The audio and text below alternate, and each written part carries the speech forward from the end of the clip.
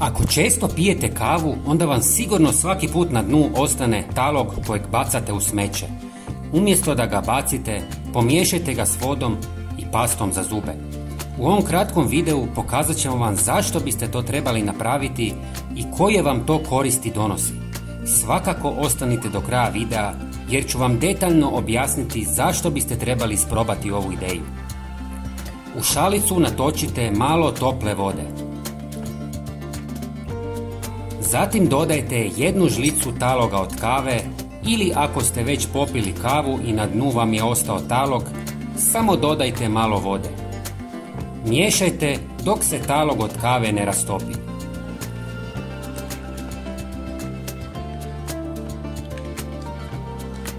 Dodajte 1 žlicu sode bikarbone. Na kraju dodajte malo najjeftinije paste za zube. Sve dobro miješajte dok se svi sastojci ne sjedine s vodom. Procijedite ovu mješavinu kroz gazu kako biste dobili čistu tekućinu.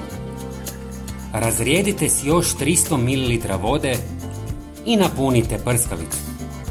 Možete ovo sve napraviti i u drugoj posudi ako vam je to praktičnije. Ovu šalicu koristim samo kao primjer. Sigurno se pitate zašto biste sve ovo radili. Talog od kave djeluje kao prirodni abraziv koji pomaže u uklanjanju tvrdokornih naslaka kao što su hrđa ili prljavština. Soda bikarbona također ima abrazivna svojstva koja su korisna za ribanje i uklanjanje mrlja s površina poput tave ili posuđa, dok istovremeno pruža dezinfekciju. Pasta za zube sadrži slične abrazivne komponente poput kalcijevog karbonata ili sode bikarbone koje nježno poliraju i uklanjaju mrlje. Kombiniranjem ovih triju sastojaka dobivate jeftino i učinkovito sredstvo za čišćenje. Pogledajte kako fantastično čisti. Zašto biste kupovali kemikalije koje koštaju 500% više kad možete sve očistiti gotovo besplatno? Talog od kave možete besplatno dobiti u kavanama jer ga oni bace u smeće, a soda bikarbona i pasta za zube su i onako jeftini. Ovo je fenomenalno. Dragi prijatelji, bilo bi nam jako drago kad biste podijeliti ovaj video sa svojim prijateljima i pretplatili se na naš kanal.